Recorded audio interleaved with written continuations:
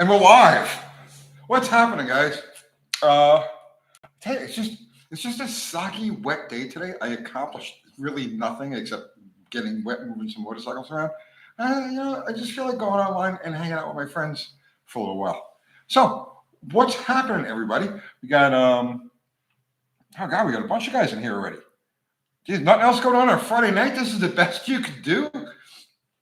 Oh. So Rude McClellan, dude, Chongo, Wayne Bezel, and Andrew Allen, Rocco, Alien Depot. I was like, Bear Rose, what's happening, man? Dakota's time out. Man, where have you been? I haven't seen you in a long time.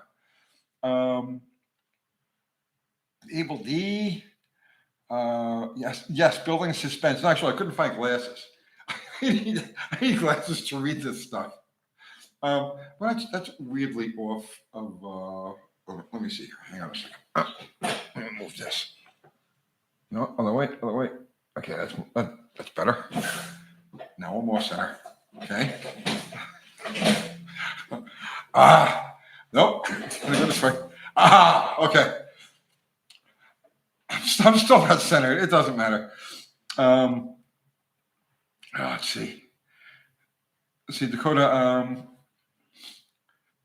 Tony shouldn't be having any hurricane problem. No, the wind of it is all to the east by Knoxville, but we're supposed to just get soaked for the next few days.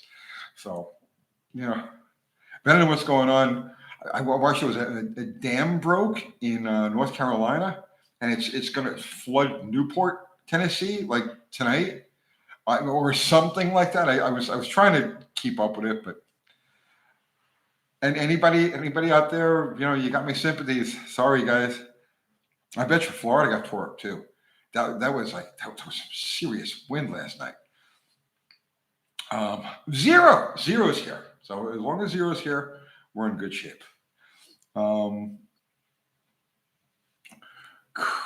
Craig Simpson is watching Hot Rod Girl at the same time I listen to this. That was one of my teen exploitation flicks from 1958, or Hot Rods from Hell. Get them, they're squares. Those films are great, man. I prefer the alien ones but yeah, they're all good. Let's see. So I was killing time waiting for. Oh Jesus. Crazy Papa can't stay, but I had to stop by and say hi. Hi, Crazy Papa. Love this channel and DD Speed Shop. You two are my favorite hot rodders. Excellent, man. Thank you. I appreciate it. And you're one of my favorite viewers. Fubar the Axe is in here. That's the deadly duo right there. Fubar and Zero. Geez. My thoughts on the Stellantis antics. I wish it was just over. I just wish it was over. To me, and to a lot of Mopar guys, Chrysler is dead. Chrysler's been dead forever, and just watching the whole legacy get dragged through the mud year after year and generation after generation. And I'm not knocking the stuff that they make. They make good things, but they're not Mopar. And it's almost like I wish the name would have just gone like the Lee Iacocca era, just okay, done, right? It all should have gone the way of Plymouth, over with, and start a new name, a new lineage, whatever. So yeah, that's my stance on it. I'm tired. I hate to see the legacy and the names dragged through the mud. Rocco, Kiwi lost his wee-wee. Oh my God, is that true? I mean, I hope not. That would be terrible. Right? I'm still off center. The ADD in me is okay, so I got to go this way. Hang on. Okay, so that's weird though, because, okay, that makes sense. All right, I have to move the table. Okay, this is still really weird because the camera's there and I have to look camera, computer, but yet I'm centered. I give up.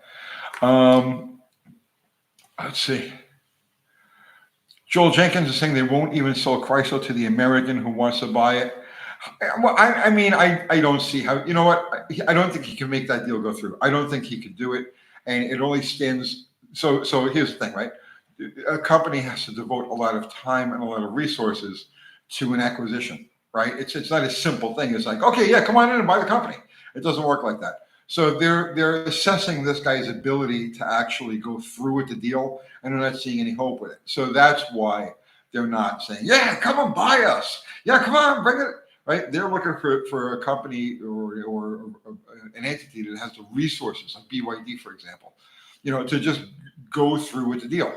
So it's not that they don't want to. It's not that they want to sell it to this guy. It's that they don't think that there's enough potential for him to actually see the deal through. So they're not going to waste their time or their resources. I mean, you wouldn't waste it either. Let's see, metaphorically. Flow state. Happy to see you live. I'm happy you're here. I'm happy to be alive. Being alive is always better than the alternative. The world's going to shit, and my hope before cars was and my hope before was cars, but now that's fading away too. Anyone want a '99 Dodge Ram? Why, man? Why? Nothing's gonna listen. This is the apocalypse. It's that simple, all right? But it doesn't mean it's doomed for everybody.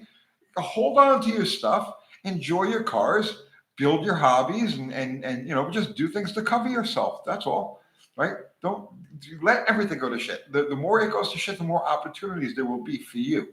Think about it, okay? As long as you don't get sucked up into it, it's going to present nothing but a universe of opportunities for people like you and me and pretty much everybody else on this live right now. It's all opportunities for us. The world is going to need mechanics. The world is going to need people who can fix things, make things run. The end of the world isn't actually the end of the world. It's just a reset, and it happens over and over and over and over and over again. But I don't want to get into that now.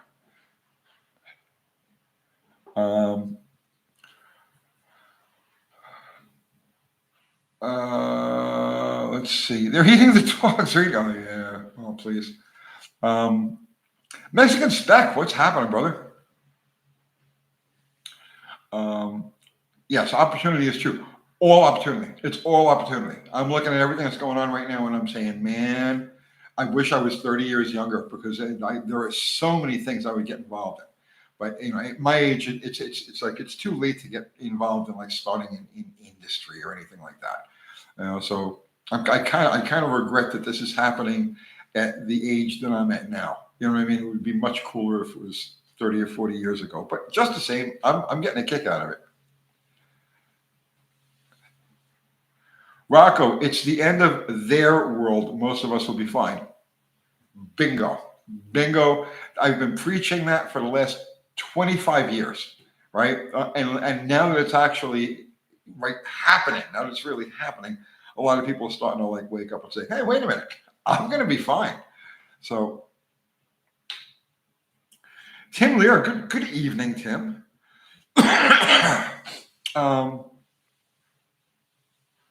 Let's see. No, Mexicans. Yeah, no, I didn't intend to do anything tonight. It was just I didn't accomplish anything today. It's like just rainy and damp, and I moved some bikes around, and I tried to get one of them over into storage, and I couldn't get into storage because it's underwater. So it's like, you know what I mean? I got to do something, right? So I figured I'd come on live for a little while. Flow state. I'm 33. So maybe I should start. Yes. What would you suggest, Tony? Collecting cars parts? You can, absolutely. Or should I focus on being a mechanic? Yes, absolutely. See, everybody's a little bit different, so it's hard for me to tell you. Everybody's just different capabilities and different interests. You just have to pursue the aspect of the world that we're in that you would just pursue normally and naturally, the stuff that you're drawn to. You know what I mean? I think the people. I think machinists. I think fabricators. I think 3D printing is going to be huge in the future. retrofitting stuff, because as time goes on, and forget about even economic collapse or trade issues or anything like that. The modern cars, anything built in the last 20 years, is so loaded with modules and relays and switches and just you name it. Okay, these things are all going to fail, and as they fail, like modern cars are so reliant on integrated circuitry that anybody who can work around, wire around, create separate, is going to do really good in the future. And that might mean reconditioning the modules and the components, the used stuff. I don't know. But I believe that working around those things is going to be extremely in demand, and I bet you it's kind of in demand now. Nitro Mike is saying, yeah, conventional machinist for 27 years. Dude, there are so few machine shops left, Yeah, definitely stick with it. Dakota's talking about he likes suckering people out of money. That's an old way to make living, man. That's, who am I to judge? Who am I to judge you, Dakota? Abel D is telling Flow State to stick to one type of manufacturer of cars that will make you successful, but we're really effing good at that one model or brand. I agree with that. To stick with just one specific vehicle. So it has to be something that was built in great numbers for a long period of time with relatively few changes. Okay, so it's hard for me to pick a modern car off the top of my head that's like that, right? But I'm in Panther body cars, stuff like that, right? Specialize on that. Then you start to stockpile parts, and those cars like the back of your hand. There's no question, and when it comes to like diagnosing things, you'll automatically know. Customer calls you up and says, "Hey, when I turn on my blah, the ding dong goes away," and you automatically know what's wrong with it, and you've already got the part on the shelf because this is what you do. Yes, specializing in one specific type of car is definitely a bonus for sure. Wayne Buzzle, how do I feel about the battery tech that Elon is peddling now? I haven't been paying attention. I was looking. So when the EV thing looked like it was starting to get traction, okay, I was like, I should get involved in this, right? And I did for a couple of years. We did a lot of anti-EV stuff. Even though I'm not personally anti-EV, but I'm anti the forced adaptation of EVs. But now it's obvious that the EV thing is done. Okay, the manufacturers are all backpedaling. Sales of these things are way off. The government isn't subsidizing and won't be subsidizing in the future all of these benefits for these cars. The grid isn't being built out. Charging networks aren't being built out. So in my mind, the way I see it is, it's over. It's a battle. We won the battle. Now, there will still be some electric cars, as there should be. There should be some electric cars, but forcing everybody into an electric car, that's a whole different story. So like I said, because it appears to me that we've won that battle, I've kind of moved on.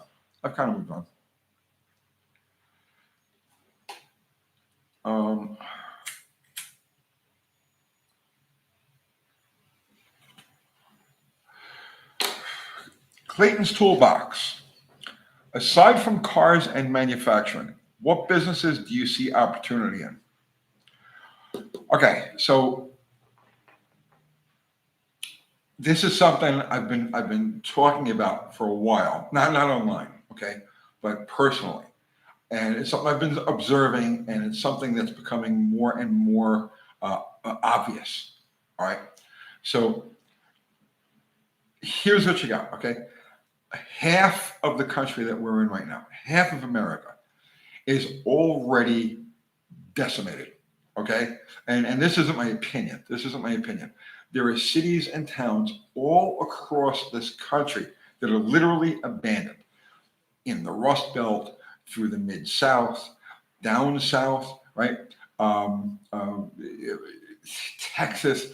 There are places like oh God, that, give me a names are escaping me right now. I did watch a thing on Memphis, Texas, a little town in Memphis, Texas. Look that up, right? Um, Steubenville, Ohio, another perfect example. It's a town that's just literally abandoned. It's not torn up. It's not burned down. It's not graffitied up. The windows aren't broken. It's just abandoned. And there are cities like that all over the country. In the meantime, you've got a literal free fall collapse, societal collapse happening in San Francisco, Oakland, Los Angeles, Chicago, Philadelphia, New York City. All of these old power storage centers, right, are all in free fall collapse.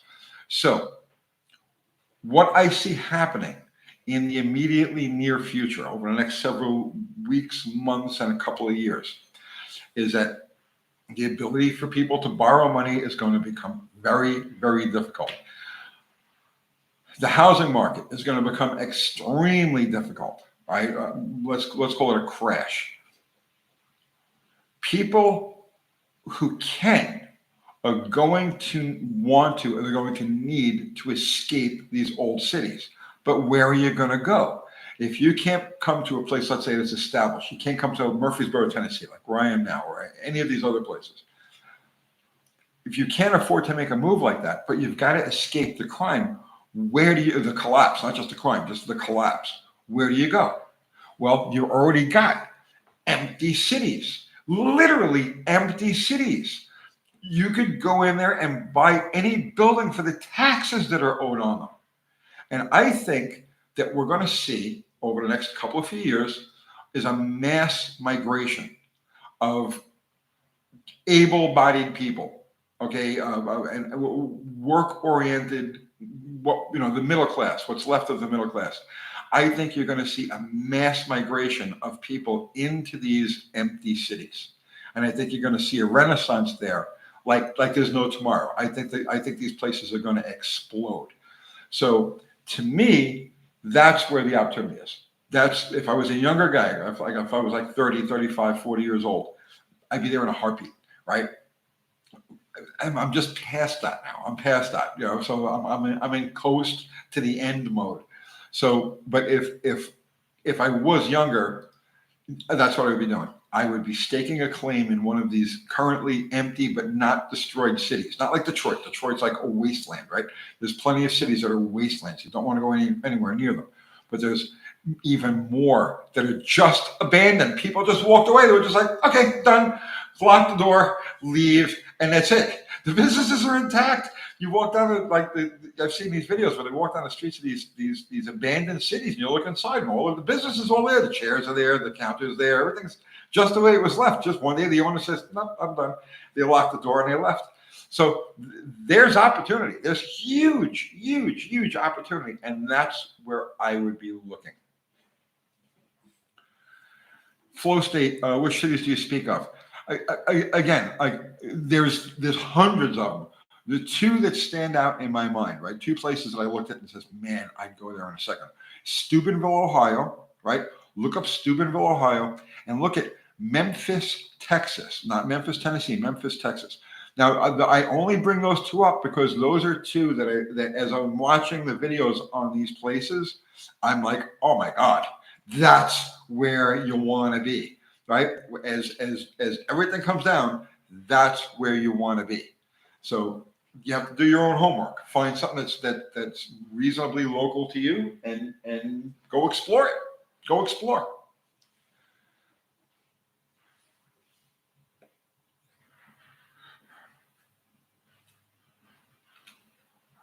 Scarlet Fire is saying in Massachusetts, the old manufacturing cities has been rehabbed already.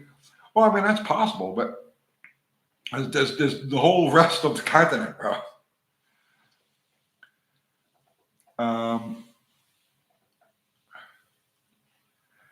Yeah, Steubenville, Ohio.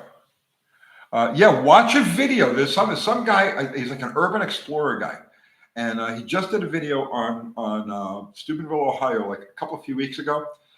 Try to find out and watch that, and tell me that the opportunities don't just like You know what I mean? Like the vision does pop off in your head and say, "Oh my God, I could do something with that."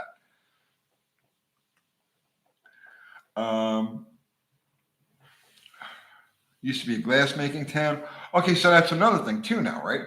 Because so it's not just this country that's going through a free fall collapse. The whole Western world is going through a free fall collapse, and some of Asia too. But the bottom line is that trade is going to change, right? And there's going to have to be a resurgence of manufacturing here in this country. It will be forced into it. It's going to happen, whether you think it's going to happen or not. I'm telling you, it's going to happen because it has to happen.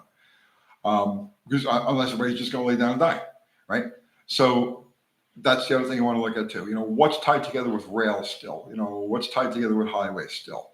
But you want to be at least 50 to 100 miles away from the bad zones. All right, you know what I'm saying? You want to be as far away from there as possible.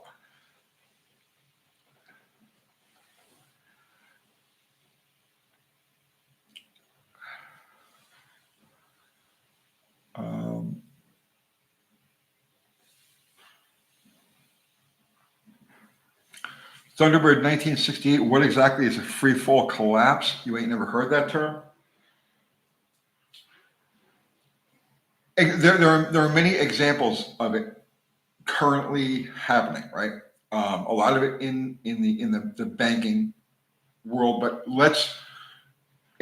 so here's an example of free fall collapse. Okay, and let's take San Francisco just as an example, right? And I'm not singling out San Francisco because this applies to so many cities across the country. All right, so what you had there was very expensive real. You had the rich and the poor. Okay, you had very expensive real estate, and you had the middle class and the lower class. The middle class over the last several years has been squeezed out. Now the middle class has either left or become homeless. So now you've got the rich and you've got the poor. In the meantime, commerce has shifted. So it used to be you needed a pair of shoes. You would go down to the city and you'd find the shoe store and you'd go in and you buy shoes. Now you need shoes. You go Amazon and you send me shoes. Okay. You've got commercial districts that are abandoned, like literally abandoned. You've got all of the things that went in those commercial districts, like bars and clubs and social areas, right? Abandoned, like block after block after block after block after block, right? Square mile after square mile of abandoned storefronts. And now you've also got technology has changed. Used to be that if you had a job, you had an office job, let's say you had to go to the office, office job. Now, if you have an office job, there's a good chance you can accomplish your work from a remote location. So the companies no longer need to float these giant office buildings. So you're seeing that commercial real estate is absolutely free fall collapse, right? Especially retail commercial real estate.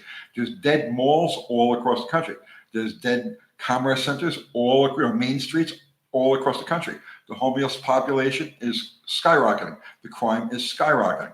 The immigrants are flooding in. They have no means of you see what I'm saying?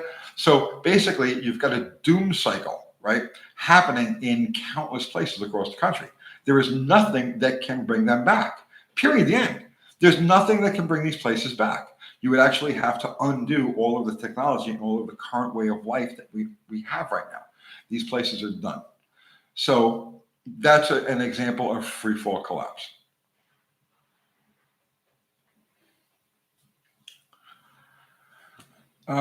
Boomer, look at the decline in New York City. Please. That was just, what they're doing there in New York City is just off the chain. It's just off the chain. And now they just indicted this Eric Adams, right? And I think there's a lot more to it than just the because they got him on not bribery. Bribery, but he was taking airfare and hotel accommodations and all sorts of perks and whatnot from the Turkish government, from a couple of different governments, right?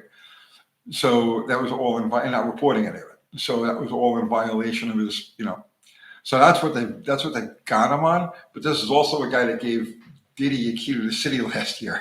So it's like, I think there's a lot that's going to happen with this. I think that they're only talking about the bribery stuff right now, but I think there's going to be a lot more. It's very interesting.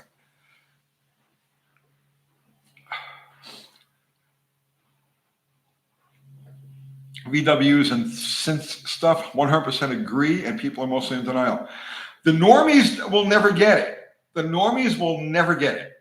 Okay, it's that simple. And it's just going to beat them over. It's going to beat them over the head, right? They're just not going to get it. So, yeah, lots of people are in denial. And then you've got that. Was it the Matrix, where some people are so dependent on the system that they'll defend it to the death, right? Or I'm paraphrasing, it's something like that, but it's the truth. Some people are so dependent on the system, they're so their status, their net worth, all of it is dependent on the system and the parts of the system that they interact with. So they will defend it. Like, for instance, like if you're sitting back and you're secure because you've got a X amount of money in your 401k and you've got this and you've got that, and you're like, this is it, I made it. I worked my whole life, and look at everything I've. Well, actually, you really don't have anything. You have digits that are in the hands of somebody else that don't actually even belong to you. Your name is just on them, but they belong to whoever's holding on. And yes, like for instance, give an example, right? The stock market. So many people are invested in the stock market, and you see the Dow and the Nasdaq, the S&P. They keep reaching new highs, new high, and that's awesome. It's like, well, why isn't this crashing, right? It's supposed to crash. Well, it's flaming up, right? And it's not that you have to worry about the crash wiping out your money. You have to worry about the banking institutions and the brokerage houses not being there to fulfill the obligation and return what you believe is your money to you. So it's like there is and that I just described like the vast majority of quote normies out there. It's rough.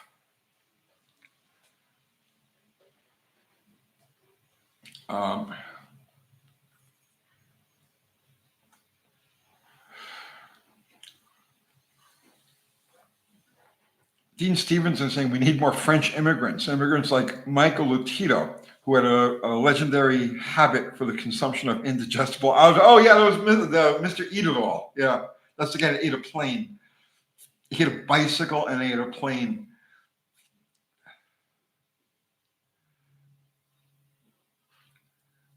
Dodge Boy, what's happening, Dodge Boy? Good evening.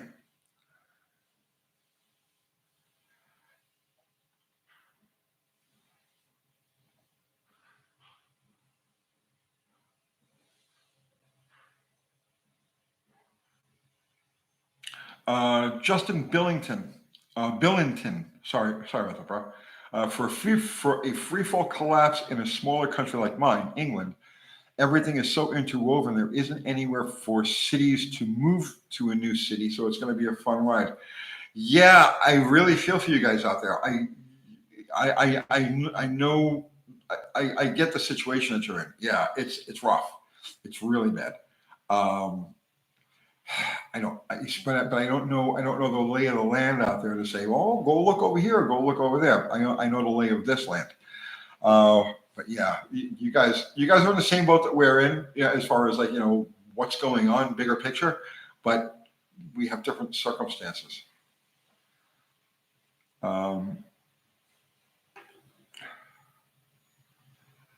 Rocco saying start paddling. No, you don't want to come here. You don't want to come here.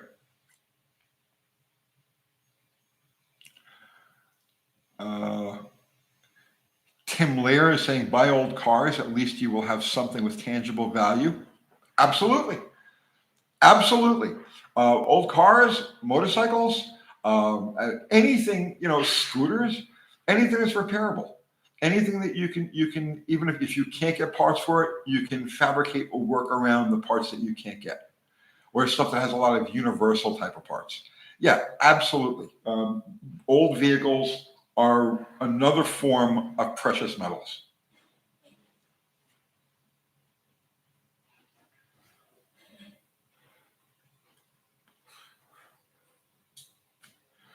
Jeff Hutchins, Friday surprise. Yes, it is a surprise.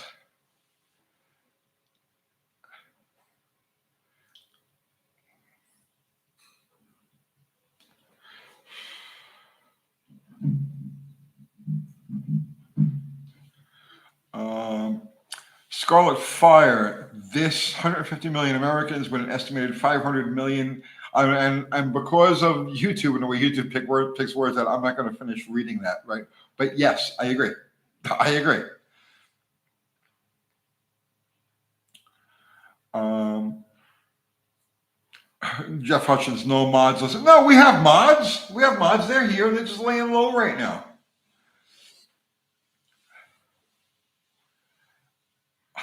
Uh,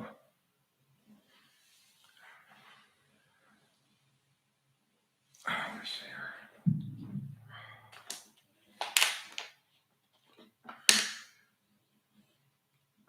But the bigger picture, um, holy car mods are a lot of people buying RVs and living in them, doing the RV life. Yeah, there's that's a good temporary solution, but not long term. Not long term. We're not we're not wired to be nomadic like that. I mean, some people are, some cultures are, but our culture, it doesn't really lead to success in a nomadic sort of way. So yeah, here's the thing: like you get the van life people, the RV life people, all of that, and on the surface it looks good, but there's a huge amount of fatigue involved in that kind of living. It's like you become trapped because you don't put your roots down in any. Some people do put their roots down and they join these homeless encampments, right? But the van life, RV life lifestyle leads to a huge amount of fatigue because you never live in a place long enough to make any connections, so you're always bouncing from place to place, and the only familiar area to you is your RV or your van. So it's like, it sounds neat for a little while. If you're going to go on vacation, great. But after several months, it's like, what do you have? You're just going to go from park to park to park, and you're going to feed the birds here, you're going to feed the birds there, and feed the birds the other place, and there's no real comfort. There's just, you see what I'm saying? So there's a lot of fatigue and a lot of hidden expenses. And then, of course, you've got the inevitable breakdowns and stuff like that. So you've got your whole world wrapped up into this van or this RV, and this is what you're toting around. But, you snap an axle in the middle of nowhere. You know what I mean? It's like you have to have a lot of money backing you up to live that lifestyle successfully. You know what I'm saying? Fringe recall. Regulations, permits, and fees are what have killed new businesses and old manufacturing out. If they will come back, that will need to change. Dude, all of that is okay. So you look at an example, okay? You use the Soviet Union, all right? Before the Soviet Union collapsed, okay? They had a government. They had a huge government, but it was completely ineffective. It was completely ineffective. The black markets had taken over everything. Nobody paid attention to the government. Nobody cared what the government was doing. The people in the government that were in charge of taking care of, certain areas of commerce and cities and so on and so forth, it was far more profitable to take the bribes than it was to get paid. They didn't care. And so the government becomes ineffectual. And that's exactly what you've got happening right now in this country. There's more people on the government payroll than ever before, but more people are ignoring the government than ever before. So I wouldn't worry about it. I don't worry about rules and regulations and stuff like that. Putting a squash on. No, don't stress it. This has happened before, many, many, many times over many, many different countries and cultures and civilizations. What's happening with us isn't new right now. This has happened before. It's just new to us, right? But if you look at the template of these other places that followed the same path, nobody cares about the regulations. Nobody, you know what I'm saying? It's just like let's say your plates are expired. Okay, so your plates are expired on your car. If only 2% or 3% of the cars on the road have expired plates, a cop pulls up behind you and you're a target. You're going to get pulled over, you're going to get a ticket. But what about when 20% of the cars don't have current plates, or 60 or 70% of the cars don't have current, or they have expired plates? Then what's a cop going to do? You can't pull over everybody. You can't give everybody a ticket. And then, of course, the cop's own car has expired tags. Do you see what I'm saying? And this is how it goes. Now, just take that example and put it through everything in society, and that's the future. That's the present that we're in right now, heading into the future.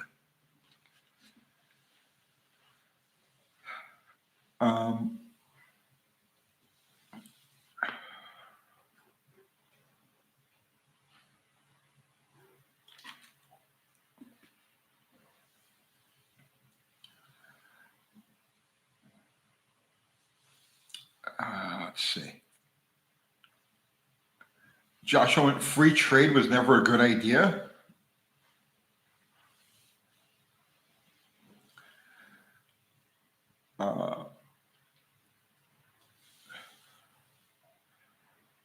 Anime is saying, I sent my builder license back to the state because of the continuing education requirements. Yeah, but okay, so you'll find ways to employ your skills and your talents and your tools in other ways. You know what I mean? You don't.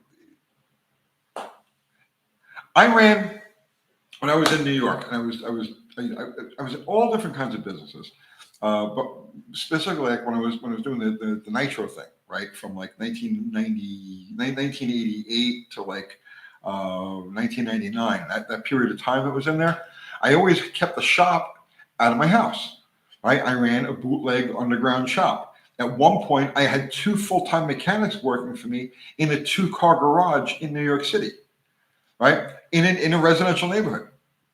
The director of Department of Motor Vehicles, the inspector for the local inspector for the Department of Motor Vehicles, was a customer of mine. He came to the house to bust me for running an illegal business.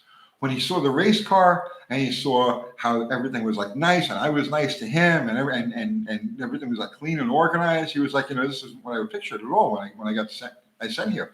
And one thing led to another, and I got a conversation with her. The next thing I know, like 2 weeks later, it was like his sister-in-law or somebody called me up and said that he had recommended me. So it's like, and here's the key to that. Okay, I know this is getting off on a crazy tangent, right? But this is like an ultimate truth. It takes an honest man to live outside the law. I think it was Bob Dylan that said that. But it's a real truth. Okay, it takes an honest man to live outside the law. Now, to make it living outside the law, and that's exactly what it is with business too. If you're an honest businessman, and you know what I mean, you'll find your ways. The cracks will open up for you to slip through. You know what I'm saying? And if you stay honest and straightforward, you'll have nothing but friends and you'll have nothing but support. And I know this because I lived it.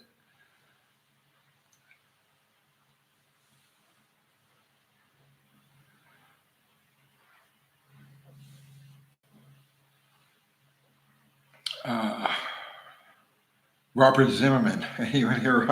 That's Bob Dylan's real name. Yes, it takes an honest man to live outside the law, and it is absolutely positively true.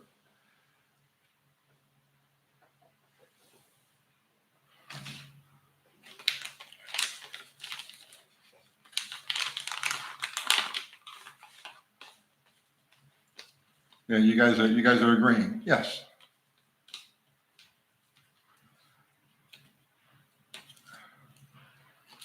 Firefly, you need to make a batch this year since mead takes a year to ferment properly. Oh yeah, you get people making wine and brewing beer and doing all kinds of other stuff. Those are all good businesses. I got to tell you, those are all good businesses.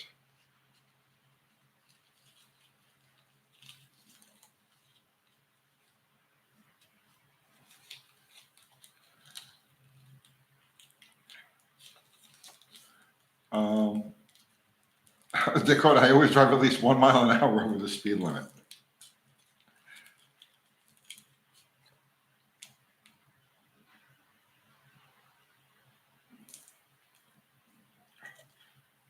Sure. You want to get let out of a ticket? Cop pulls you over. I'll give you a couple of tips to get out of any ticket, right? Not any ticket, right? But most tickets. Yeah, okay. So you drive along, the lights come on behind you. Okay, you know you got to pull over, right?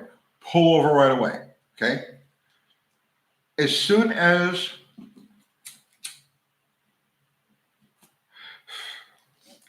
oh shit, that didn't roll well. So the lights go on, pull over right away, immediately, as fast as you can, and get out of the way, right? So, so the cop isn't in traffic. Listen to me, right? It's very important. This is how you're going to encounter the cop the first time, all right? You roll down your window while he's walking over to you. You roll down your window, put both hands on the windowsill of the car, like this, right? Just like that. So that as he's walking up, he sees both of your hands, okay? That's going to put him a bit at ease because a cop is walking over to you. He has no idea what he's getting involved in. He has no idea anything is going through his head. But he doesn't know you, and his job is he has to assume the worst. So as the cop is walking to you, roll down the window, put both of your hands outside the car where he can see both of your hands, okay? If he asks, why are you hanging your hands out the window like that? You tell him, it's for you, sir. Right? So this way you can see that I'm not doing anything inside the car. Automatically puts him at ease. It changes the dynamic of the whole situation. And then when he asks you, do you know why I pulled you over? You tell him why he pulled you over. I was going 15 over the limit. I know. Don't say I'm sorry. Just say I know. Because he knows you're not sorry. Just say, I know why you pulled me over. Yes, I know. My taillight's out. Yes, I know. It's the wrong tag for this car. Yes, I know. Just tell him. Don't play games with him. Those two things that are going to happen within the first, let's say, 30 seconds of you getting pulled over, change the dynamic of the whole thing. And the cop is much more likely than not to say, this guy's okay. I'm going to cut him some slack. I'm either going to ignore it all, or I pulled him over for speeding, not wearing a belt, and an expired tag and everything else. But I'm just going to give him a ticket for the belt. Right? Trust me when I tell you. I've been doing this my whole life.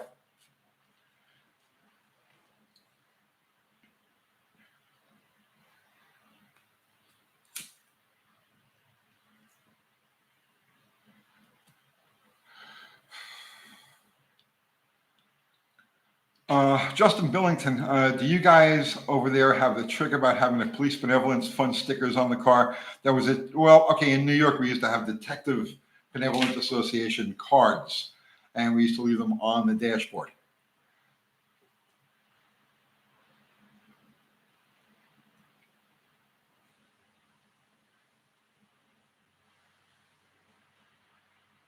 D-Truth, is Friday going to be a regular? No, it's just tonight. Just tonight. I just, honestly, I just felt like hanging out with you guys for a while.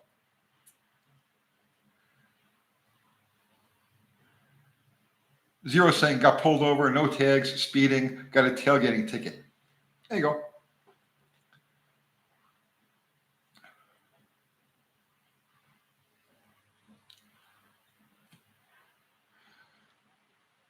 Dakota saying, ooh, whoops, didn't mean to be going 123 miles an hour. I'm sorry. No. You tell the cop, man, the road was clear.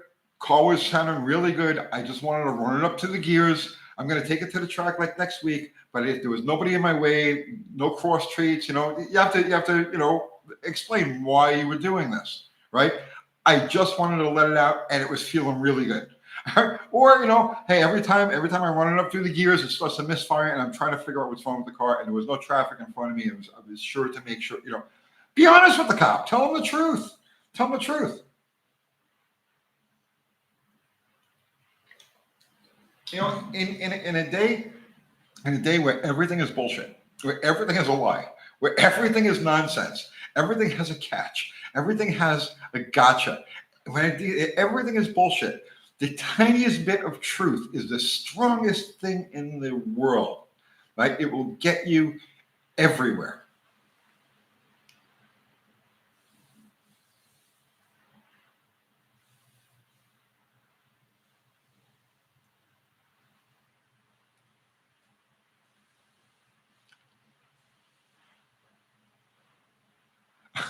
Really, King, don't ditch your dirt bike on a culvert and hide in a cornfield asking how I know.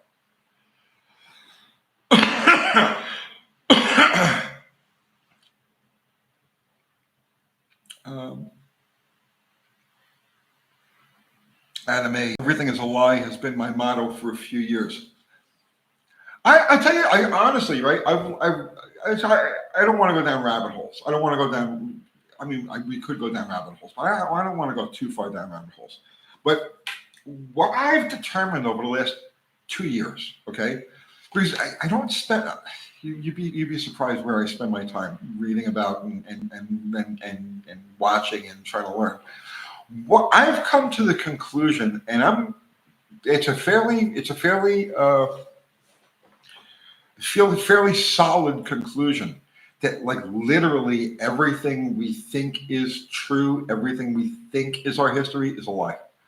You know, and it's not because anybody told me, but because I can see the physical evidence. Everything is a lie. So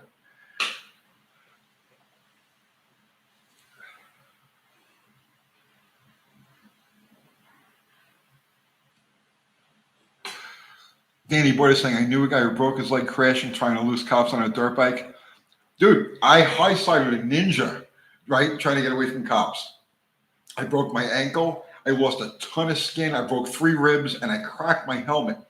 And I actually still have that helmet. It's like 30 years later. I still have that helmet. 30 years now, 25. Yeah, about 25 years later. I still have that helmet, the cracked helmet. I'm trying to get away from cops.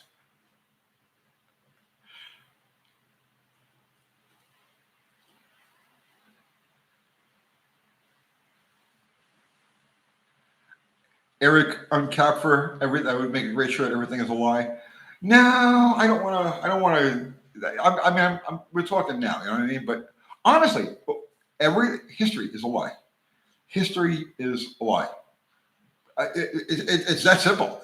History is a lie. There are so many things that don't add up, and there's so much physical evidence that the history that we're taught in schools and is nonsense. Like it's literally nonsense. Dwayne Harrelson, apparently you can't see my comments, so I'm out. Dwayne, I'm seeing your comment right now. I didn't see one before. Dakota's timeout. I think the South was right in 1861. It was 100% about money, right? It was the War of Northern Aggression, as it's known, right? Around here, down up north, it's called the Civil War. Down south, it's called the War of Northern Aggression. Was all about making sure that the whole country used this one currency. It was the only way you could establish a central bank, is if every state in the country had the same currency, which was the whole purpose of that exercise. The whole thing. Forget about slavery and all that. It was nonsense, right? The reason for the War of Northern Aggression, i.e. the Civil War, was to get everybody using the same currency, the greenback, eventually. So your first step in establishing the world that we have today, okay, was the Civil War, right? So now everybody's got to use the same currency. Then you had the Organic Act, 1871, the formation of the corporation. Then under the corporation, you had the Federal Reserve. Along with the Federal Reserve, you had the IRS. The IRS is a collection agency for the Federal Reserve. Neither of them are part of the actual government. They're part of the corporate government. I know, sounds crazy, sounds backwards, but I'm not making this up at all. You can do your own research and find that these things are facts.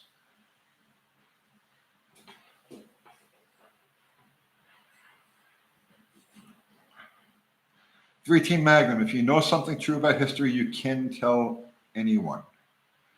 No, I don't know about that. Rocco was over states' rights. Yeah, the state's right to have its own currency.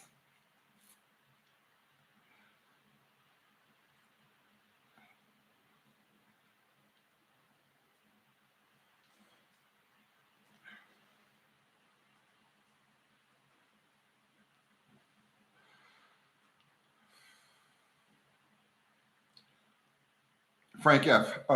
Hey Tony, spot on the comments with the PD. I ripped over my hometown Viaduct on 90 and my 66 Cutlass with open headers years ago. Cops see me. I pulled over and waited for him. No tickets issued. Yes, exactly. When you see when you know you're caught, just pull over. Just pull over. And when he pulls up to you, tell him, listen, I knew you were coming for me. I didn't want to make your job any harder than what it is. That's it. They're gonna leave you alone.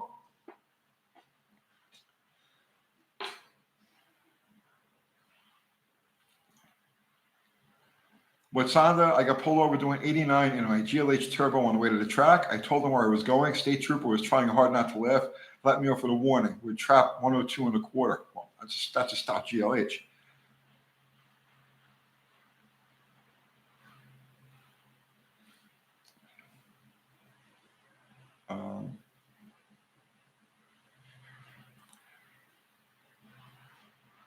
Frank F. He asked me for years how the car was running when he see me. I got pulled over by a trooper in my Roadrunner, my 73 Roadrunner, and it was banging it up to the gears.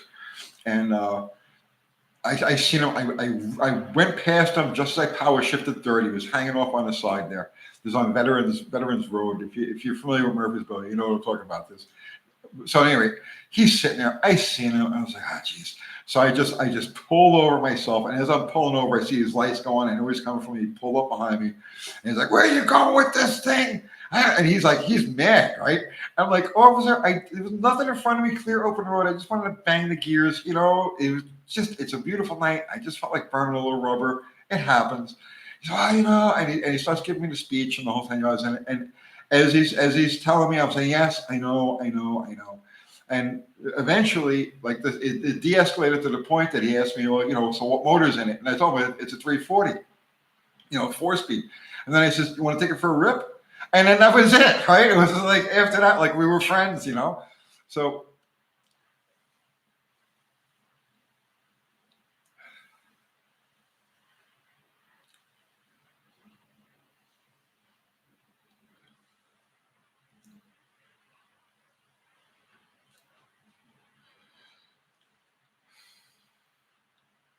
well, you've all got your stories about the same thing, right? So you know what I'm talking about. You've all been through it.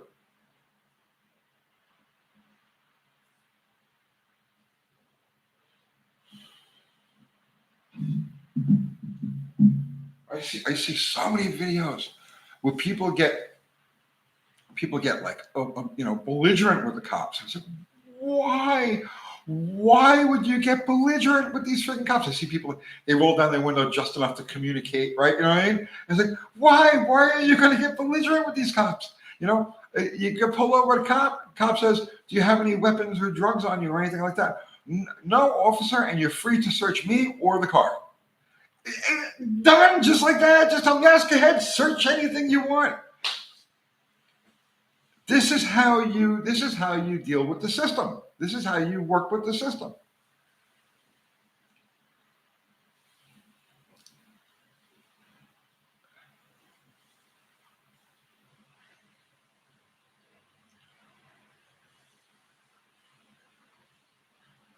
Mexican spec is saying I drove 12 hours north to the border and saw 3 patrol cars in that time. The cops here have bigger things to deal with than the traffic stuff. Yes. See, that's the other thing too, right? The cops are under fire. They really are. I honestly feel bad for them. I used to hate cops. Well, you know, you go back to when I was a kid, when I was younger, I hated cops. I had nothing but trouble with cops, right?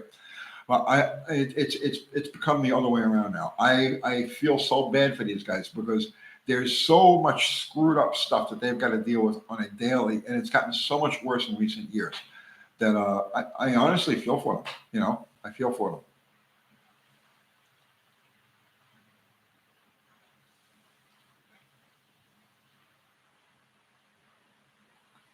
Daniel Jennings, you never let a cop search your car, dude.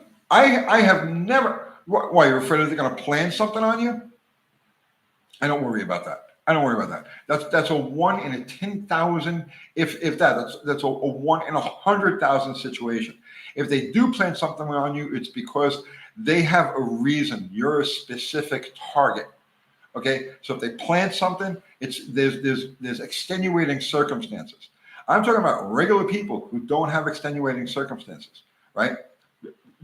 You're free. Knock yourself out. Search me. Search my car. I've got a weapon. You have a weapon. Yes, I got a weapon in my right pocket. You're free to pull it out if you like. So it's like, you just let them, just let them do what they're going to do, and it de-escalates everything. And then from now on, from that point forward, you never have to worry about that cop again. They'll wave at you. Okay, you drive past them, they wave at you. Right? That's the relationship you want to have with your local cops.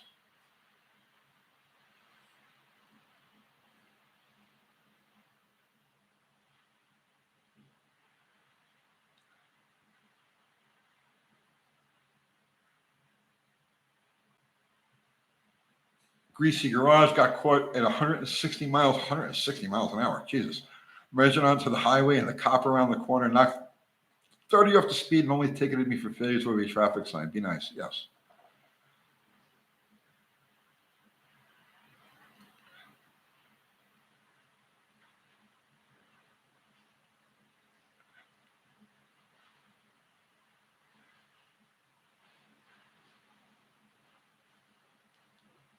Fringe recall. You disagree. I never give them the opportunity to violate me or my rights. Listen, you handle everybody. Listen, everybody's got their own way of handling things. Okay, I'm telling you my way of handling things, and I'm telling you that I have great relationships with the cops around here. And to me, that's a lot more important than a perceived violation of my rights. Because my right is there to tell them no if I want to. Does that make any sense? I have the right to tell them no. If I choose not to exercise that right, you see what I'm saying?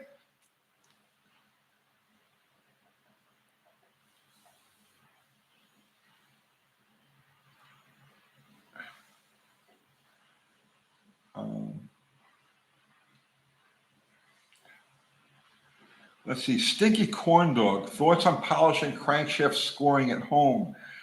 It has very minor scoring that I can just barely feel with my fingernail. You got to make sure it's round, man. You got to wait. First of all, I wouldn't worry about the scores.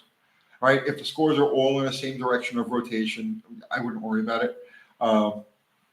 Those low spots are just going to fill with oil. It's not going to make any difference. But if you do have scoring, there's a good chance that the journal isn't round anymore. So what you want to do is you want to check the journal. You got to use a micrometer, and you got to check the journal in 3 locations, right? And make sure that it's still round. If the journal is still round, don't worry about the scoring. Just put a bearing in there and call it a day.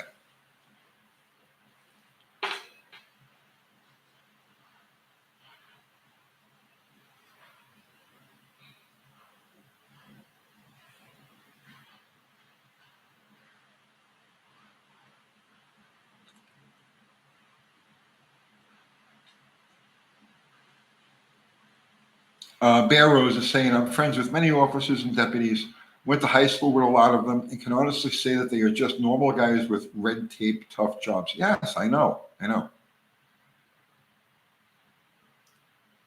Yeah, Stinky Corn Dog. Yeah, I wouldn't worry about it. You think about it, they're just going to, those just little crevices you can barely feel are just going to fill with oil.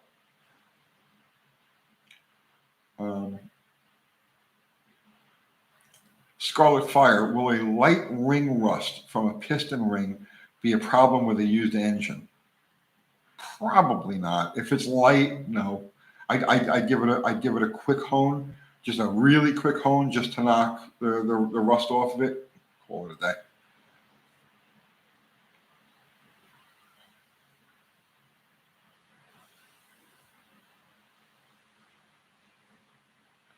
Joe K. Tony, have you ever painted a whole car with a rattle can? Primed, yeah, many.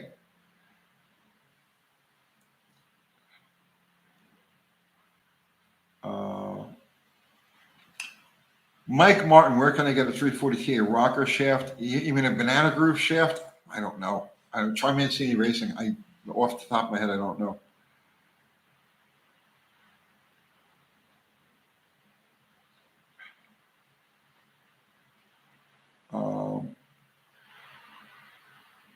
D-Truth, will a Mopar V8 fit in an AMC? Oh, bro, you can make anything fit in anything if you're determined enough. The world is full of crazy engine swaps.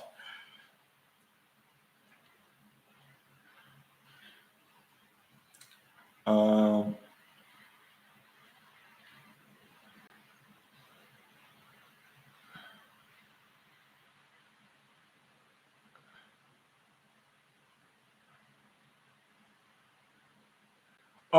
another Dave. Another Dave. I guess you're an Ilio. Geez, guys, most of the time I only wanted a tour of the hot rod, and most car guys got a pass anyway. Least from most of the motor officers I rode with.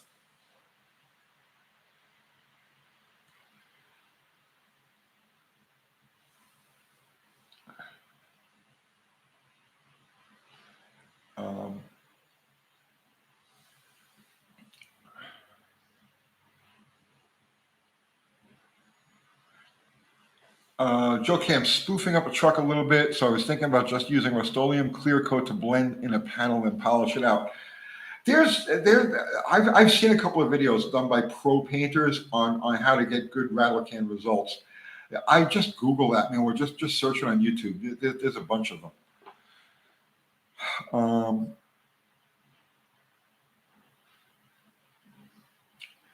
Brett Wild, what do you do if you want to replace piston rings without pulling an engine?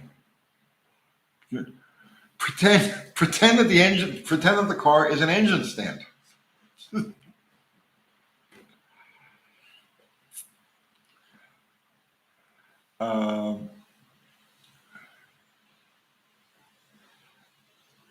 Alien Depot, Tony, 170 block, 198 crank, 170 rod, still reverse the pistons? Yes.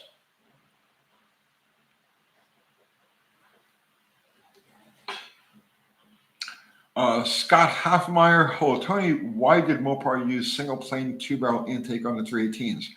The early ones, the 66 through 69, I think. I'm not even sure. The early 273s and 318s used a single plane intake manifold because of the gearing. Right, those cars were all geared with 3.0 to 320, 294, 320, 355 even gears. And so at that speed that they operate at, typically, which is in those cars 2,500 to 3,500 RPM, which seems high today, but it was just normal back in the day, right? That's where those manifolds make the best power. When they started going down to the 270 gears and taller diameter tires and all of that, bottom end became more important, like off, and so that's when they went to the dual plane around 1970, 71, something like that.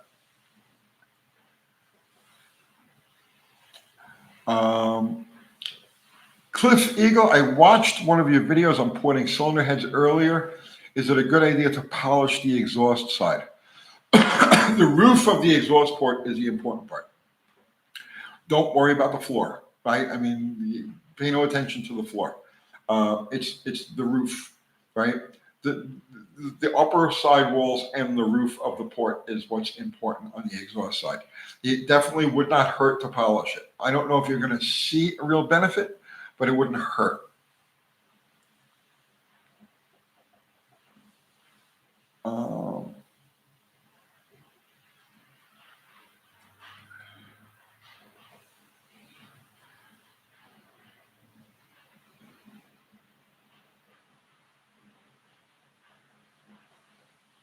Let's see.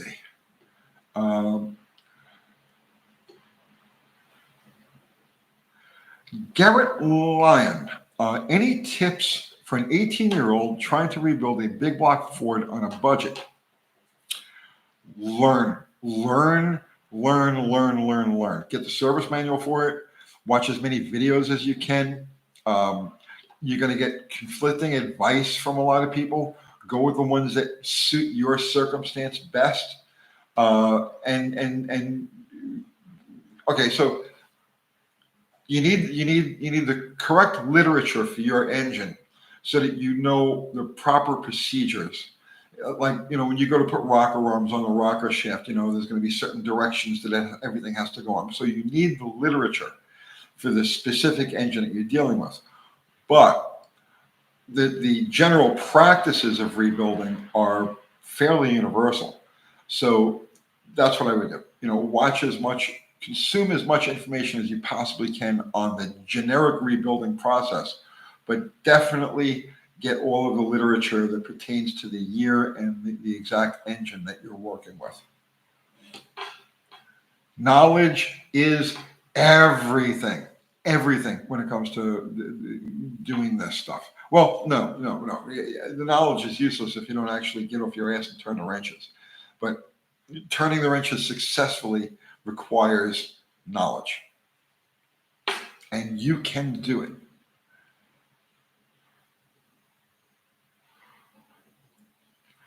Brett Wild, okay, what about bottom end? Reuse bearings if not removing crank?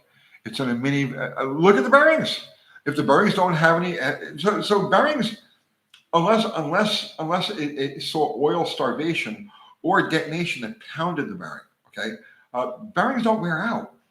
They'll never. In theory, the bearing is never supposed to touch the crankshaft. Okay. Now, if you do take the bearing, you do take it apart, and you find copper showing. It means that there was oil starvation at some point. Yes, replace those bearings.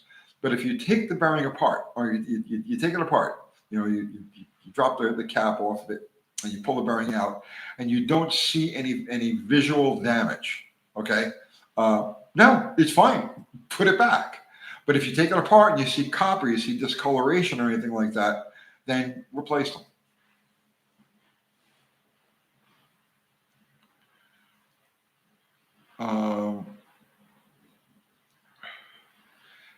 Billy Tarpon, low torque lost from 2-plane to single plane comes right back with a tall 4-hole spacer. True or false? I have to think about that for a second.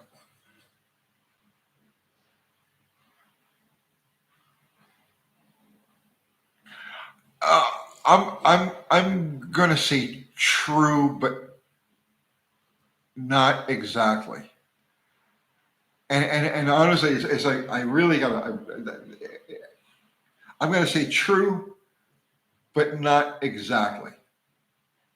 I'm just gonna leave it at that because there's so many people in here right now talking about so many different things.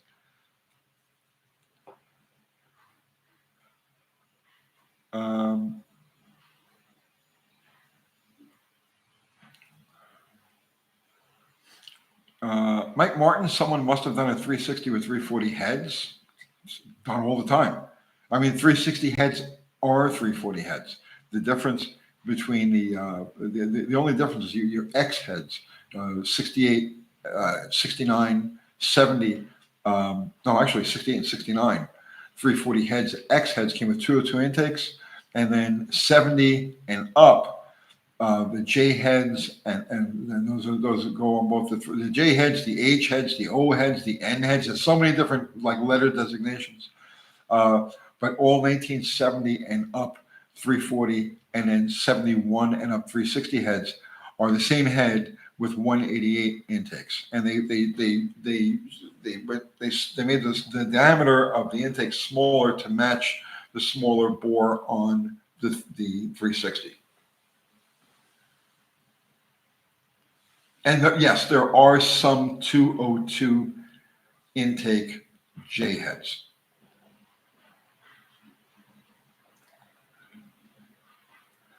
Holy car mods, is it worth buying cars to flip? I hear a lot of people say it's not. To make money, you really got to know your shit. That's simple, right?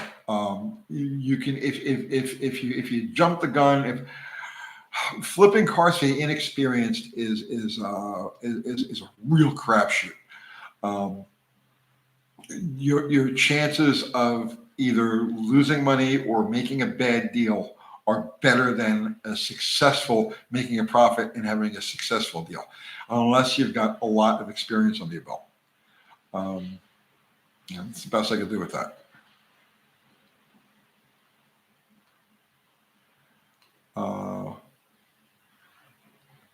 Brett Wild, thank you. Really love your videos. Thank you, Brett. I plan on checking block by putting new rings in cylinders to see if it's out around, no compression in 2 cylinders. Good luck with it, bro. Good luck with it.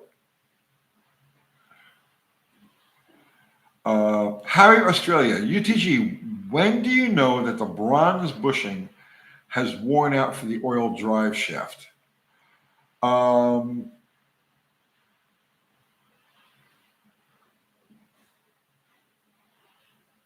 I can't. I mean, other than actually putting it, cleaning it, take it out, clean it, and drop it back in, and see if there's any play. I can't think of any way, honestly, off the top of my head.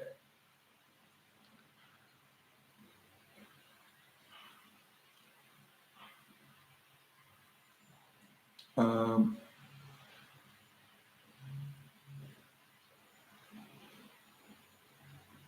Bear Rose is saying, spot on, Tony. The easiest thing to do with a car is to get upside down in it. Yep.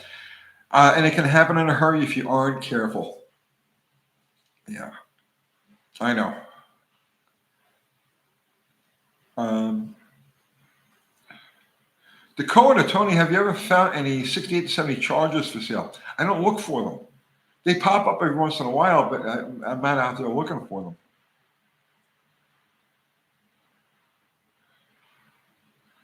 Garrett Lyon, he's saying that he has a 385 series. I'm just tearing it down now and taking my time with it. So you asked, you're the 18-year-old guy that's just doing his first engine. So, and this is very important. I should have thought of this before, okay? But I'll say it now, right? Mock assemblies, okay? Put it together a couple of times, right? To get the feel of stuff. You can actually put the whole motor together and then take it all apart again. I know it sounds tough. If you really want to learn your engine and double check all of the work that you're doing, not make sure you're not making any mistakes, you can mock assemble the engine, tear it down, check everything, and then put it back together again. But let's say as you're building the engine, like, and I do it to this, I'm building engines for she's almost a half a century, right? Uh, to this day, when I'm putting an engine together, I drop a piston in and I rotate that thing 3, 4, 5 times just to make sure. I watch, I listen, I feel, you know what I mean? And then I'll drop the next piston in and I'll rotate it 3, 4, 5 times. And I'm just gonna watch it go up and down. I'm looking at the cylinder walls as it's going up and down to make sure it's not scratching anything, right? See what I'm saying? Just to make sure it sounds right. And they really have that shh, right? Okay. I will when I'm assembling an engine, I will rotate it several times after each step. It takes a lot. It adds a lot of time to it, right? But it's how you know. You know what I mean?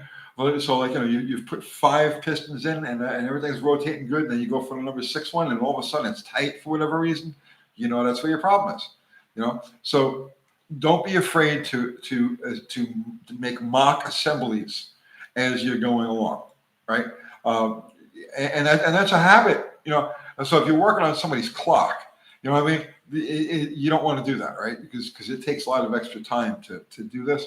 But if you're working for yourself, you're working in your own shop, or you're working in your own garage on your own car, dude, take your time. There's no rush. You don't get extra points for flogging the thing together for no reason.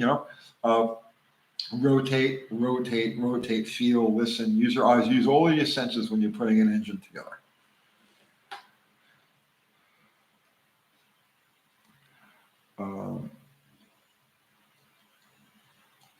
Let's see.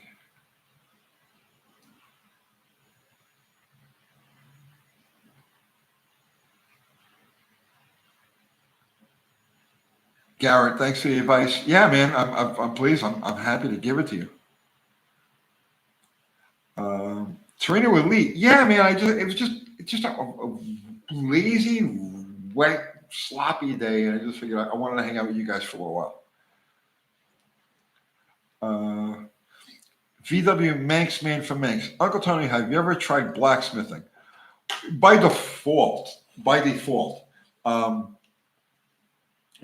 making patch panels, especially like in the floor pans and stuff like that. I mean, automatically, it's just a second nature to grab the torch, heat it cherry red, and tap it into place, right? Making brackets so yeah. I mean, I've blacksmithed by default. I never made horseshoes, if that's what you're talking about. But I've worked with metal every way that you could work with metal. Thunderbird 1968, Tony, in your experiences removing a choke horn help or harm performance? Generally, it should help. but you still need something to smooth the air over the top of the carburetor.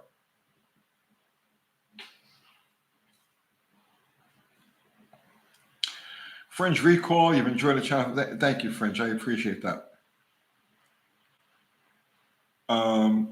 Cat 22, are catch cans or oil air separators worth installing on a new car with direct injection?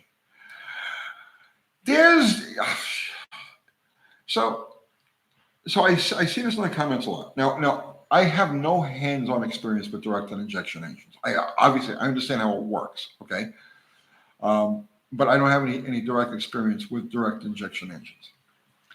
So the common theory is that it's oil vapors that gather and burn on the back of the intake valves are the chief cause of carbon buildup on those engines. And it's specifically in those engines because you don't have the wet fuel coming through and cleaning it off.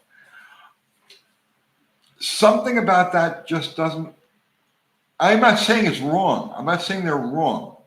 But what I'm saying is that something about that doesn't really feel right to me. Okay? And again, I could be wrong. So you're asking me about an oil separator in a catch can in a direct injection car. I don't know, but it doesn't seem right. What does seem right to me is exactly the same thing that you experience with a carbureted or a port injected or a throttle body injected engine, where you've got some reversion every time the intake valve opens. Remember, the intake valve is opening into the combustion chamber. And every time that happens, there's still residual pressure. And that pressure wants to blow back out. And the surface that it hits is the intake valve. So that reversion is more than likely the thing that's causing it. Is there more reversion in a direct injected engine? Possibly. But I don't really know enough about the dynamics at work in those engines to make a definitive call on that.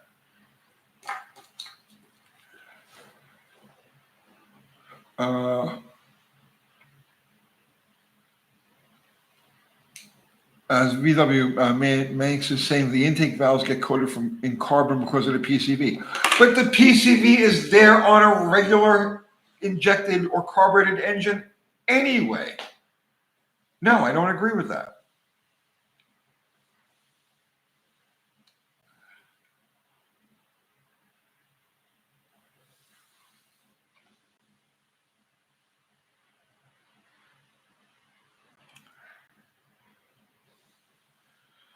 Dances with empties. UTG, do you replace gaskets on time life interval? No, I replace a gasket when it needs to be replaced. Okay, perhaps there are some applications where time or mileage is critical to a certain gasket. I have a lot of experience, but I can't speak for every car built by every manufacturer over every era of. So yes, there may be some, but I'm not familiar with them. I replace a gasket either when I'm disassembling and reassembling the parts, or when they leak for whatever reason.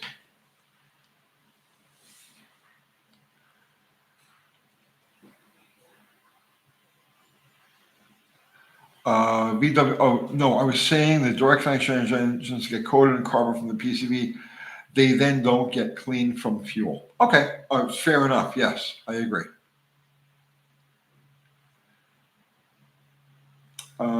Ryan Donor, thinking about upgrading my ignition on my daily 74 E300 with 302 and nostalgia cam. Fresh build, old Duraspark, recurve, or MSD? Oh, definitely the Duraspark. Doesn't seem to pull as hard as I expected. Well, an MSD is not going to make it pull any better. And all an MSD does, right? An MSD is a capacitive discharge ignition system, but multiple sparks. So up to 3,500 RPM, I believe it is. it throws multiple sparks. So at lower RPM, let's say idle 1,000 RPM like that, you'll get four jolts at each shot. Then you get to another stage RPM, and it'll drop to 3. And then a little bit higher, it drops to 2. And then over 3,500 RPM or so, it's 1 spark, just like anything else. And it's just a capacitive discharge ignition. That will not give you any extra performance. That will clean up a sloppy idle. That will clean up bad carburation, right? A carburetor isn't calibrated correctly for the low speed characteristics of the engine. And MSD will clean that up. But if you're talking about a basically stock thing, but let's say a small, like an RV cam, that type of deal, a relatively stock style carburetor and all of that, no, you will see no performance increase at all. I would go with the Duraspark. And see what you got to do about curving it, right? Because timing is probably more of an issue than actual quality of the spark.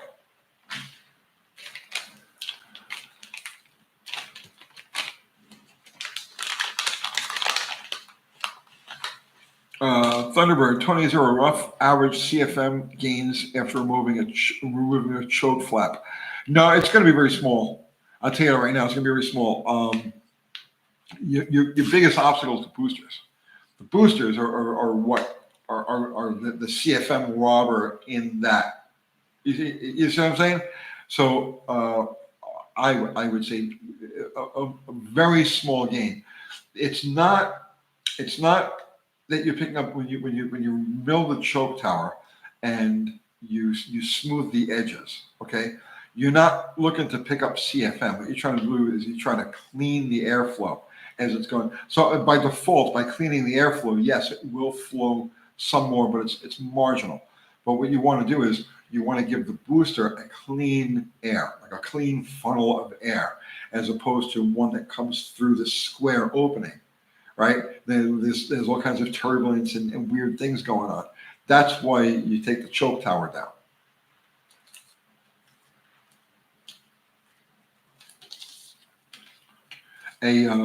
A clean incoming air charge means a uniform shower from the booster.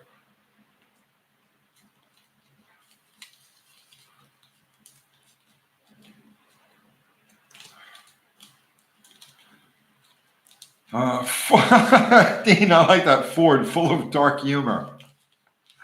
Oh yeah, I agree.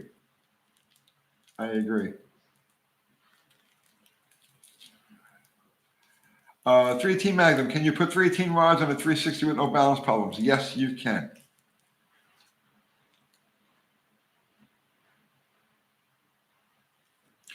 Providing they're the later 318 rods. So the earlier full floating 273 318 rods, yes, the cranks are balanced differently for those. But if you're talking about like a similar year 318, 360, no, completely interchangeable.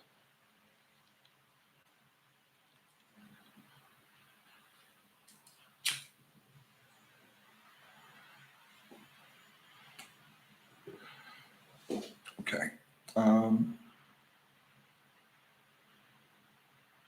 Who said that Ford's full of dark humor? That's awesome. That might end up as a shirt. The holes. Tony, how big a deal is dialing in pushrod lengths on stock rebuilds? You want to have proper preload. I mean, it's that simple. You need to have proper preload. They're all different for different engines. It's not a well. Okay, so preload is not a big deal with an individual rocker mounted engine like a Chevy, for example, because then you set each one.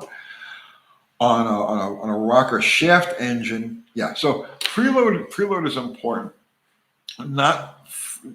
So here's the thing about preload. Too much preload, and it'll have a tendency to pump up the lifter and float the valve, right? And the more preload it has, the lower RPM it'll have that tendency. So you could have an engine that won't rev over, let's say 3,500, 4,000 RPM because you've got too much preload in the lifter. and not enough preload. And after it warms up, you'll start to get like a tick, a valve tick. It's important. It's important.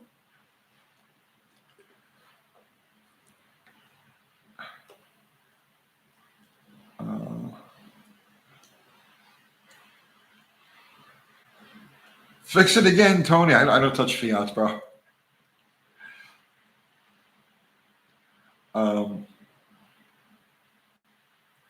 80 Cobra Guy. What reasons would make an engine vibrate over 3,000 RPM that do not involve taking the engine apart? Flywheel or converter mix match, wrong damper on it. I mean,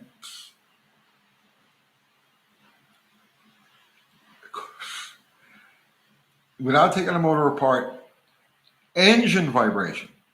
And I assume that you've already disconnected the belts so that you know that it's not one of the accessories that are vibrating. Because, I mean, you can have like let's say a bad clutch fan, right? Where the fan is spinning a little bit off. And because of that, you'll get a vibration. So I'm assuming that you've already taken the belts off and run the engine up and found the vibration is still there. Well, if that's the case, then the only thing it could be is wrong damper, slipped damper, wrong flywheel, wrong torque converter. Other than that, you got to go inside the motor.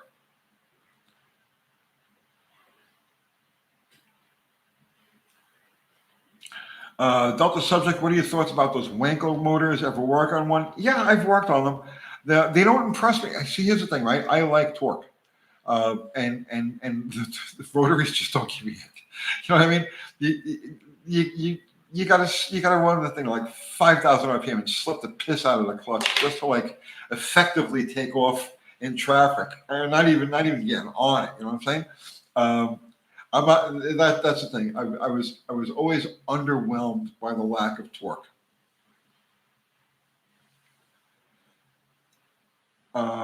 Eric on camper over advanced can seem like an unbalanced issue. No, it'll seem like a misfire issue. It'll seem like it's like an ignition problem, right? But no, it's like you're not gonna feel it really. It'll come across as a misfire. If he's talking about just a straight up vibration, no, ignition timing won't do that. Mopar Maniac. How do I adjust the fast idle cam with an ABS handlebar carburetor? My 72 Duster idles high at start when the choke starts opening up. Okay. All right. So I'm not finding that. That's what it's supposed to do.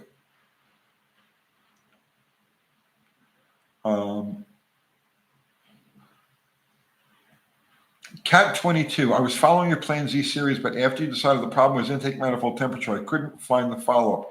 How did that work out? It's coming back, but it's going to come back in a different body. I still have the engine. I still have all of the mechanical parts for it, but I got rid of that body. Plan Z is going to come back, but it's coming back in a different body. And I'll talk more about that when I get closer to it.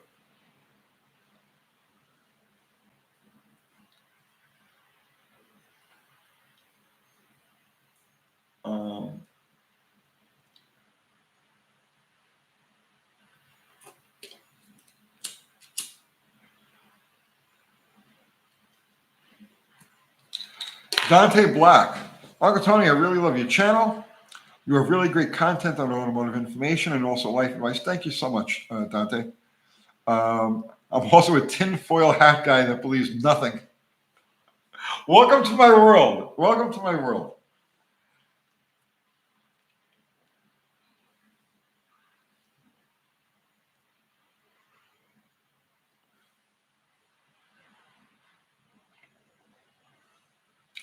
Frank G, how heavy or light of a flywheel should I run in my 87 Trans Am, about 3,500 pound car? So I'm going to figure your ballpark 200, so 3,700 pounds.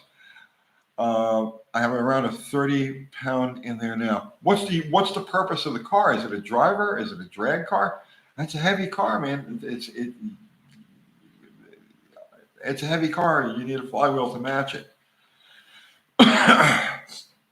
This is 72Z28. When will your pal Scotty come on for a lesson? Scotty Guadagno? I don't know. I got to catch up with him. I would definitely love to catch up with him. No, Scotty's not in Tennessee. He's in Florida. And Fubar just put the link to our merch. Thank you, Fubar. Poor, overworked Kathy Bananas is home right now making merch as we speak, which is why I did this here so that she could have this because she prints shirts in the studio. So that's why I'm doing it from here at the shop.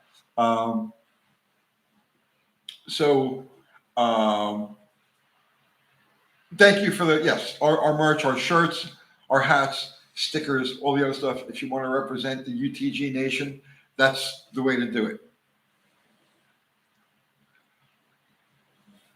Oh, Scotty Kilmer. I'm sorry. I don't know Scotty personally. I thought you were talking about Scotty Guadagno.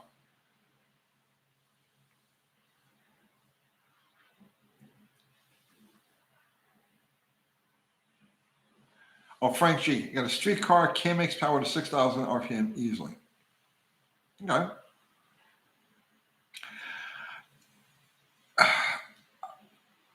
So why are you looking to change the flywheel? Like, what effect are you trying to create?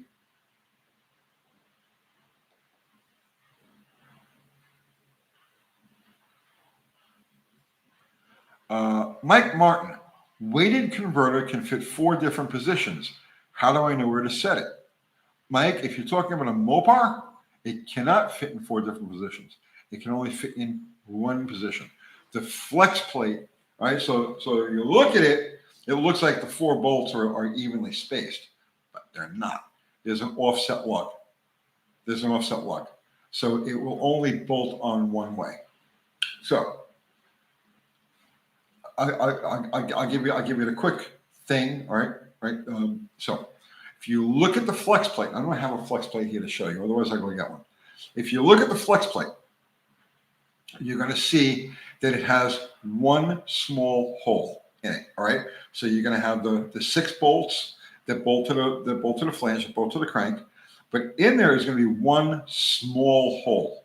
Okay. That small hole goes opposite the weights on the converter.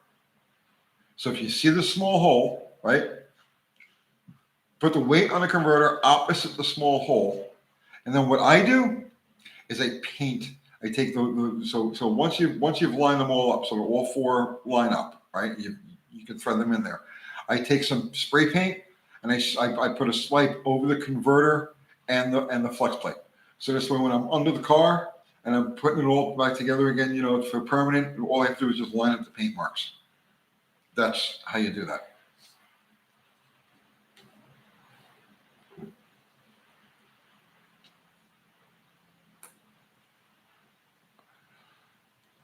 Uh, 960-watt off-grid RV. Yeah, it's just a random thing, man. Like I said, I just felt like hanging out with you guys for a while tonight.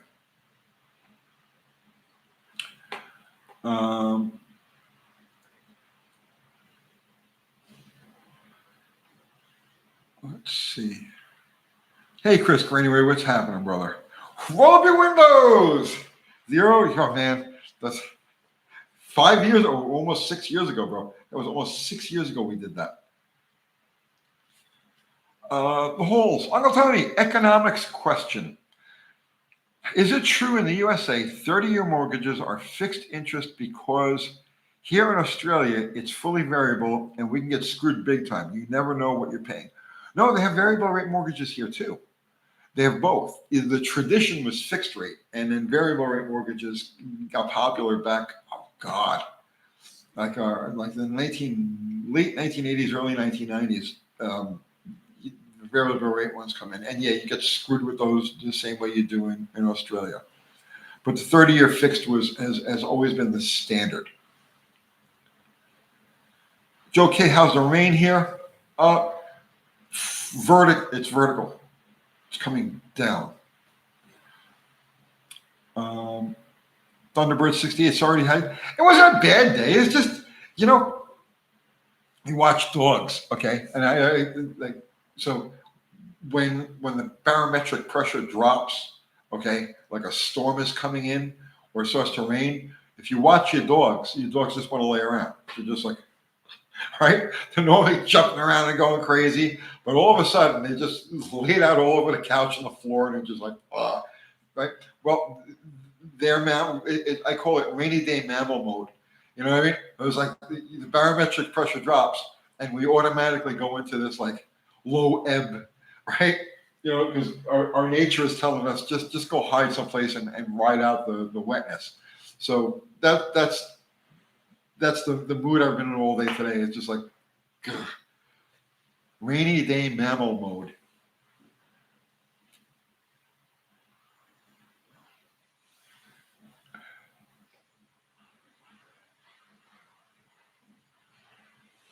$72Z28. I have a traditional slave to the bank contract, but it is still not very reliable. Taxes like to change, and the bank sucks to calculate in the escrow. Yes. No, you don't have a slave contract.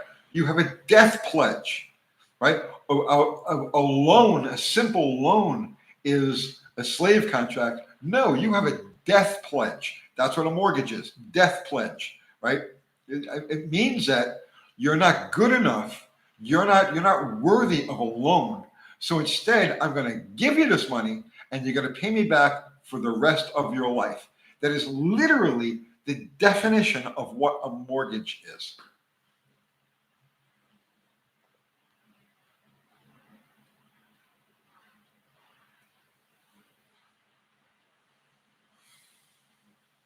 Scarlet Fire, perfect day in Boston, 77 and sunny with a slight breeze. Nice.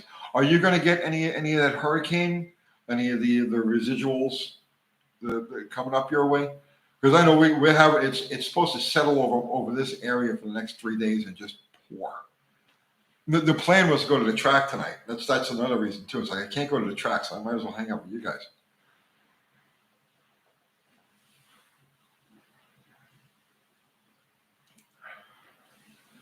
Mike Martin, how's the cheap Jeep build going, dude? So yeah, yesterday, the day before yesterday, I picked up that load of parts I did the video on, right?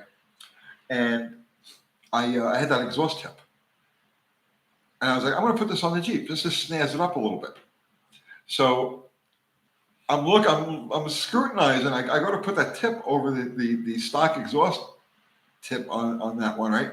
And there's a 1/2 inch difference.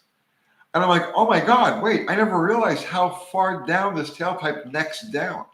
So I took a Sawzall to the whole friggin' exhaust on that thing. So now it's got a cherry bomb hanging underneath it.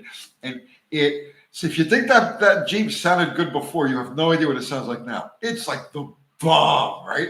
So yeah, it's just a cherry bomb hanging in the breeze. And it sounds awesome.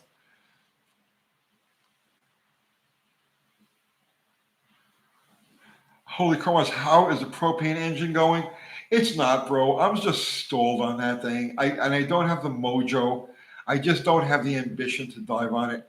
And I'm figuring once the weather changes, honestly, I've been in motorcycle mode. I said this before, right? Every chance I get for the last couple of months, right? I'm on a motorcycle. I had to have, I couldn't even guess at how many miles I've put on all my bikes, right? I've got 4, right? And I've been riding all of them. Like I'm wearing out tires on these friggin' things because that's all I really want to do right now. You know, you ever go through phases where it's just like something just, you know what I mean? You just got it all the time. Well, that's how I am with motorcycles right now. Okay. And for the last 3 or 4 months, that's my head. If I'm not actively making content, I'm really not interested in doing anything else. And so I know it's not right? But I'm telling you the truth. I'm just telling you how it is. So hopefully, now that the beautiful, perfect riding weather is coming to an end, hopefully I'll get a fire lit under my ass and I'll get back on the Belvedere with the propane motor.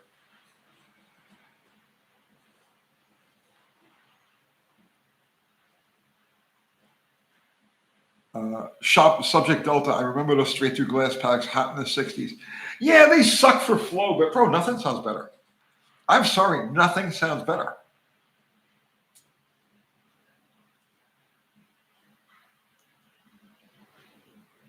Thunderbird 68, Phases of the Spice of Life. I absolutely agree. And I'm fortunate and like so grateful for this YouTube opportunity and for you guys who patronize this and keep the wheels turning. I am so grateful because you guys are the ones who give me the opportunity to go be a 19-year-old kid on my motorcycles. Thank you, right? So but yeah, that's just where it's at, man. I've just been in bike mode.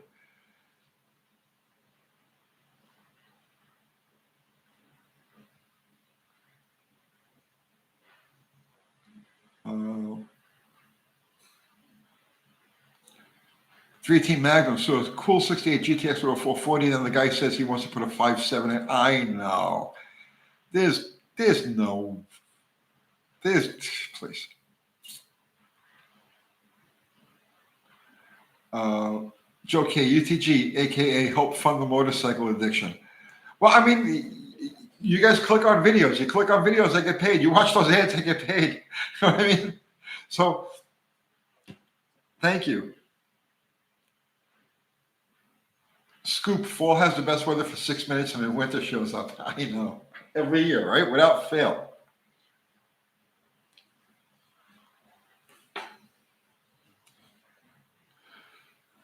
Barrow's Garage, thank you for the content and inspiration. Thank you, Barrows. Nick Verley, whatever happened to the old Ironhead you had? I'll tell you what. I sold that bike. I sold that bike a year ago when I decided when I was going to move out of the old shop. I got rid of a lot of stuff that I wasn't, anything that I wasn't really sure what I was going to do with, I got rid of. And I wasn't sure what I wanted to do with that bike. So I sold it. And I just got pictures of it last week, maybe 2 weeks ago. And the guy who bought it did the most amazing restoration on this bike. It's just beautiful. It's like it's like NOS everything on this freaking bike. I need to get. I'm not going to do a video on it because it'd be so out of context, given that so long ago we had that bike. But try to remind me on the next live, right? Sunday night, we'll be on our usual Sunday Night Live. Try to remind me, and I'll have Kathy show you the pictures of what this guy did to that bike. It is absolutely beautiful. And I'm so glad that I sold it to the right guy because I didn't have the ambition or I just didn't have the ambition to do that kind of stuff to it. And it's flawless. It's perfect and beautiful.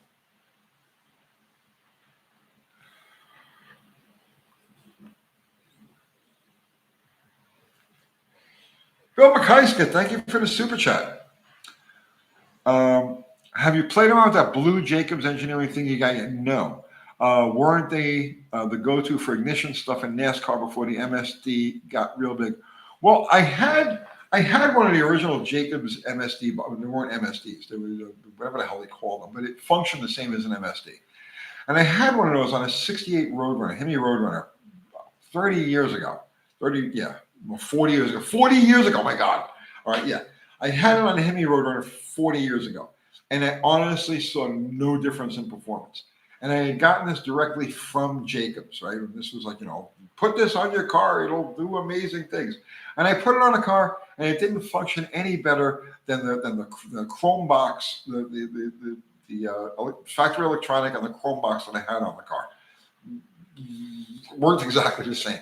So, that's my only experience with Jacob stuff. But this one, no, I have not played around with it. What's up, Brett Schman?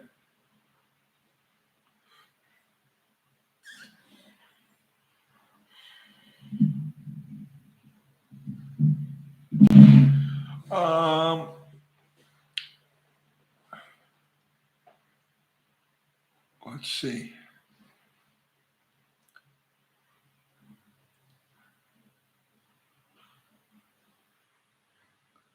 Somebody just asked me about 440s. I'm sorry. Let's see. Oh, holy car mods. What's your thoughts on the 440s? What is the best year? The 67 440 with the closed chamber heads are, I would say that's your best choice for top end. Okay. 1976, 1977, 1978 440s have the same main saddles as the revised January, I think it was January 19th and forward 426 Hemi block. So your best, in my opinion, the best head would be from a 60s, the best top end is from a 67, best bottom end would be from a 77.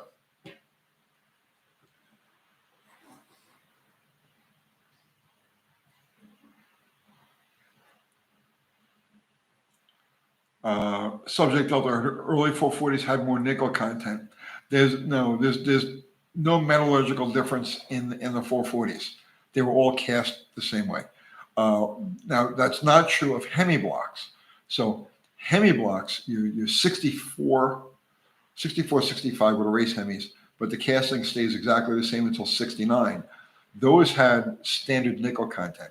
In 70, when they revised it, I think it was January 19th, 1970. They revised it. They put the thicker main webs in there, and they upped the nickel content slightly.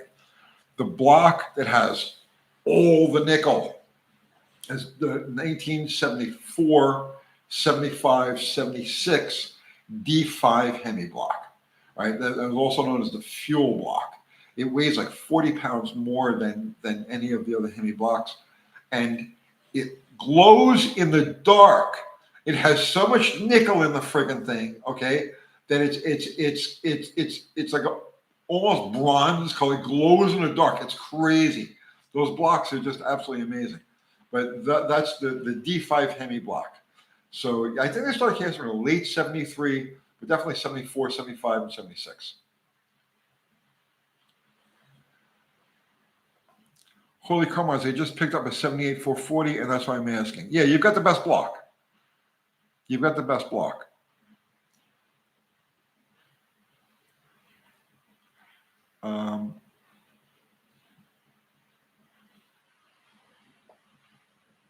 Let's see.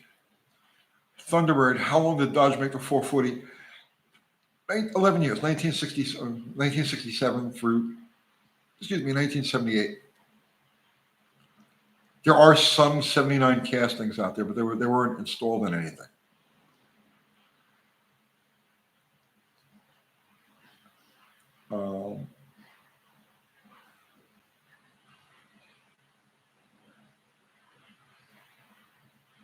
Nick Verley, do you remember Vinny Vitar? Did you ever use his transmission? He was a builder in Queens. Oh, everybody, you had to have a Vitar transmission.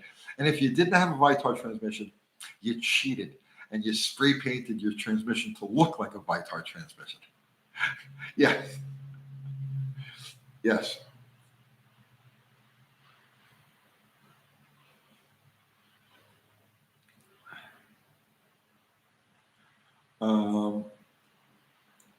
And his name wasn't Vinny Vitar, it's Vinny Tarantola. The Vitar was just Vinny Tarantola, Vitar.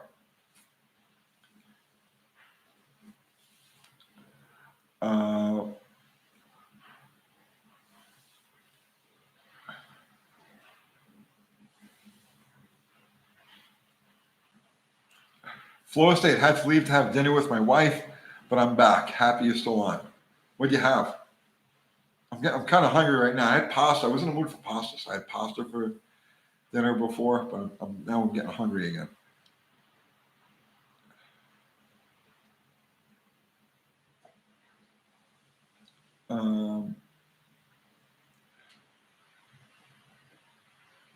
No Mexican today. No Mexican today.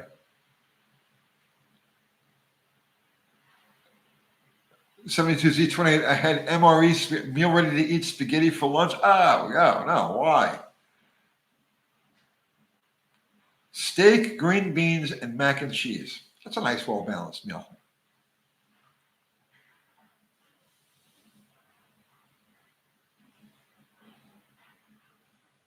Subject Delta, I like my spaghetti drowned in Parmesan. Bro, you say that's two of us. You got to see the way I cover it. It's crazy. It's like it snowed. And then after half of it's gone, I re-Parmesan it. Oh, yeah. I'm not even like that. Chris Freeman said, making fettuccine Alfredo from scratch right now. That's what I want. That's what I'm in the mood for. Or carbonara. Carbonara is oh God. Hey, Kat, are you watching this? I don't know if she's home. I don't know if she's watching this or not. Kathy Bananas, if you're watching this, what do you think about carbonara?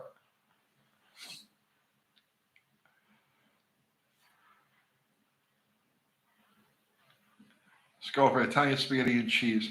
I tell you, I like one of my favorite things, very simple, is pasta in olive oil and garlic, right?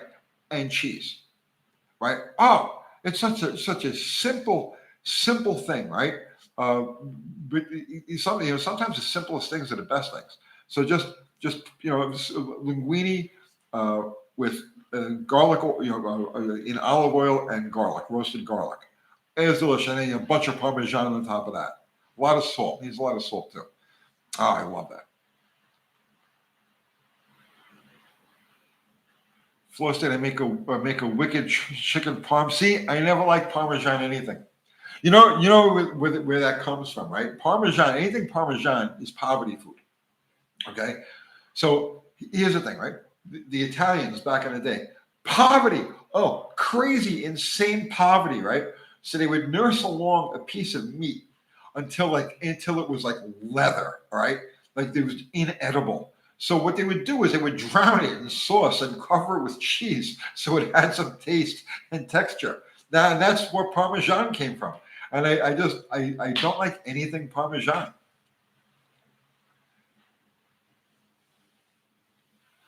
Onions, yes, onions are good on everything, bro.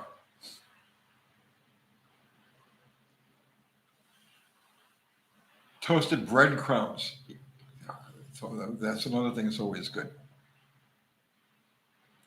Drew's car care. What's happening, Drew? Moon pies. This is the land of moon pies, man. I got bell buckle right up the road over here. The RC Cola and Moon Pie Festival. Moon pies came from Middle Tennessee.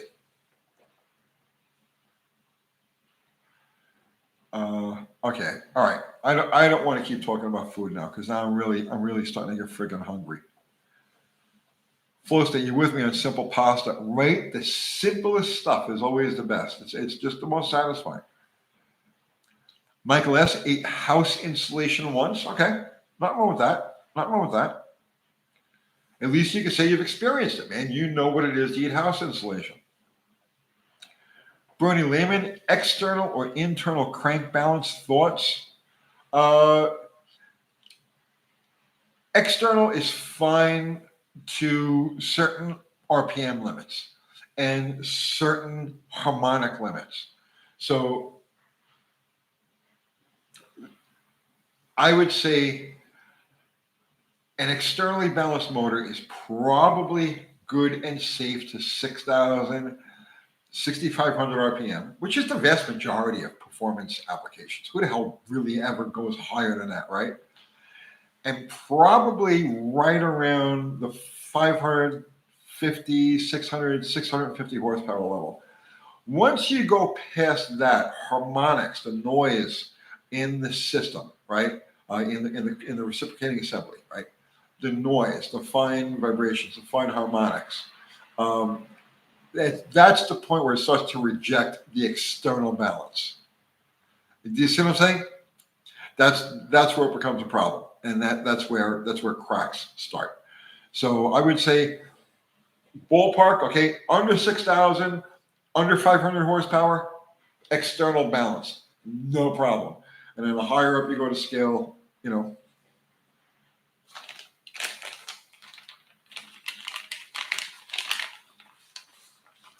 Drew's car care. Once I dealt with the wrong flywheel that made engine. Yeah, it happens to all of us.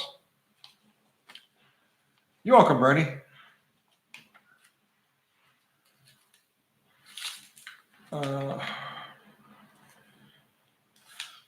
Geez, Scott Anderson, how many different Hemi blocks were used?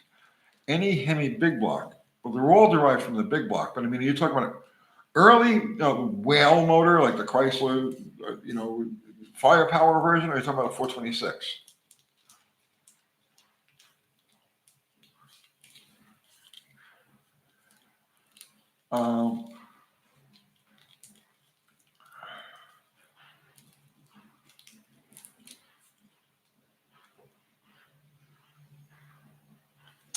Zero, good night, brother, and thank you for hanging out. Thank you. Tyler McIntyre, Tony, what's a fellow to look for in a cam to perhaps run a nitro and methanol mix? Impossible question to answer because there's such a huge variation in engine type, application type, and percentage. Percentage is everything because under 20%, it's an alcohol motor. It's a lean, angry alcohol motor. Over 80%, it's going to be a fat nitro motor, and they have different burn characteristics. So on a nitro motor, the important thing is exhaust valve opening point, and depending on percentage, and I'm really making it simplified, depending on percentage and rod ratio. Rod ratio is an important factor here too, is where you need the exhaust valve to start opening on a nitro motor. So there is no single answer to that. It's very combination specific.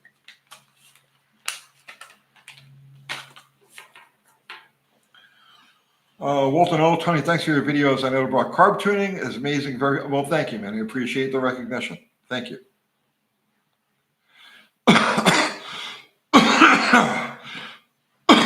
Drew's car care, any way to tell if it's balance or misfire? You'll feel an imbalance. A misfire is erratic, and a balance issue is fine, right?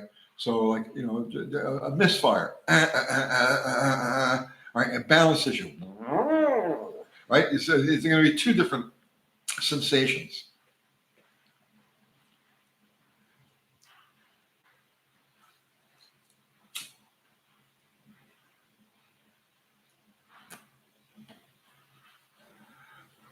Tyler McIntyre, it's a voodoo trying to find information.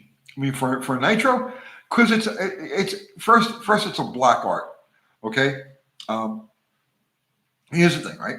If you're going to start playing with nitro, it is its own thing, right? So for the years that I was in that world, okay, tunnel vision, complete tunnel vision. You can't think about anything else. You can't speculate about anything else. You can't be aware of anything else. Your whole world has to be just this tunnel vision devoted to that thing, okay, devoted to nitro. That's it, okay? When I quit, I had spiral bound binders, or notebooks rather, that were just page after page after page of formula and threw it all away, okay? Because when I was done, I was done. I was in my past, right? So that's why it's so hard to find information on this stuff, because it's so unique. It exists only in its own realm, right? And the people who have this information, it's not that they don't want to tell you. Like I would love to tell you everything I know about nitro. If I could, I would. If I could condense it and just spit it out, I would. But I can't, because so much of it is intuitive through experience that you can't really spit it out as a formula. Does that make any sense? So that's why it's all voodoo when you try to learn this stuff, right? The closest I came, if you could find this, right? I did a two-part story in, I don't remember the years now, but a Superstock and Drag Illustrated. The story was called Cheap Thrills. Okay, that was the name of the story. And it was part one, part two, and it was how to set up the initial tune-up for a nostalgia nitro car. Because back then, this is back in the 1890s, and the nostalgia top fuel and the nostalgia funny car thing was starting to come around. So I did this two-part story in Superstock and Drag Illustrated. and I went over every single aspect of it, right? Literally from the blower to the oil pan to the clutch and everything in between on how to get an initial baseline tune-up, baseline setup for a blown nitro car. And I even said back then, this is 30 years ago, I even said back then, I was like, I'm going to give you all these numbers, right? But you're going to do nothing but go out and blow your shit up until you figure out the exact specifics that you and your car are going to, because every car is just a little different. Every tire is just a little different. Every clutch disc is just a little different. Every blower is just a little different. Every pump is just a little different. And they change from run to run to run to run to run. And that's why today, what you see, okay, so beginning around, oh God, right about that era, about the middle 1990s, is when people stopped trying to finesse nitro cars and instead came up with a basic formula that just eats parts. So every run you throw another bull in it. Every run you throw another bull in it. And it allows you to, I mean, there's a good part to that because it allows you to work on clutch, it allows you to work on tire, it allows you to work on aero, it allows you to do a lot of things without actually screwing around with the engine. So that's why these guys, you can't compete, because the people who are out there, they're going to go 6 rounds. They got 6 bullets ready to go, pan to injector, just stick it in the car and go. You go back previous to that era where there was a lot of tuning involved, a lot of finesse involved. That's probably where you're looking to enter the picture. It's crazy. It's crazy.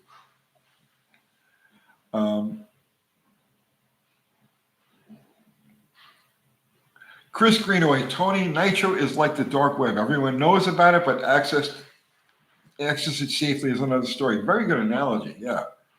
And just like the dark web, you may not want to go there. You know it's there, but you may not want to go there. And that's how it is with Nitro, because Nitro is a sickness.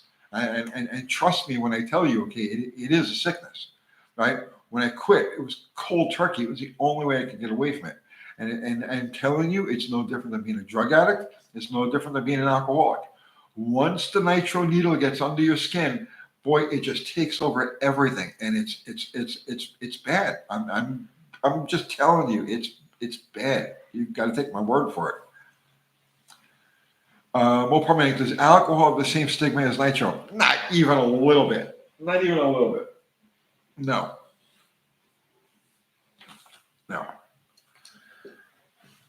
All right, guys, been over this. This is we're supposed to be just a random live. We're already over 2 hours. I'm gonna call it quits because I'm gonna go home. Spend some time with my puppies and figure out what I'm gonna eat because I'm hungry again. I need a shower. I really need a shower. But listen, guys, thank you for hanging out on this random Friday Night Live. Maybe we'll do this again soon. I really like hanging out with you guys. So Zero popped out already. Fubar Mexican Spec, guys, thank you so much. Our awesome mods. Everybody contributed to Super Chat. Thank you again. It keeps this ridiculous thing that I do going. All right. I greatly appreciate it. I'm eternally in your debt. And everybody can contribute your presence in your conversation. Thank you, guys. I am going to pull a plug on this. We'll be back Sunday night with our regular Sunday Night Live with Kathy Bananas from the backyard with the barking dogs and all of that craziness. And that's it. I'll see you tomorrow.